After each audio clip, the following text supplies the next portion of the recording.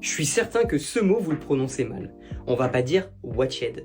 Pareil avec celui-là, on va pas dire helped. En anglais, il y a des règles bien précises quand on veut prononcer le ed à la fin d'un verbe, et ça va dépendre justement de la terminaison de ce verbe à l'infinitif. Il y a 3 règles simples à retenir. La première, si votre verbe à l'infinitif, il se termine par t ou par d, eh bien quand on va rajouter ed, ça va se prononcer ed. Par exemple, avec le verbe to want, on va dire wanted. Avec le verbe to need, on va dire needed. Deuxième règle, si votre verbe à l'infinitif il se termine par un son qui est sourd et non vocalique, c'est-à-dire qu'on n'utilise pas les cordes vocales, et ben là, le ed, il va se transformer en t. Par exemple, avec le verbe to help, si on ajoute ed à la fin, on va dire helped. Pareil avec le verbe marcher, walk, on va dire walked. Et enfin, troisième règle, si le verbe à la fin il se termine par un son vocal, c'est-à-dire on va utiliser les cordes vocales et donc on va l'entendre, par exemple b, g, v, et ben là, le ed, il va simplement se prononcer d. Par exemple, avec le verbe aimer, to love, si vous rajoutez ed à la fin, ça va être loved. Avec le verbe ouvrir, to open, ça va se dire opened. Avec le verbe appeler, to call, ça va faire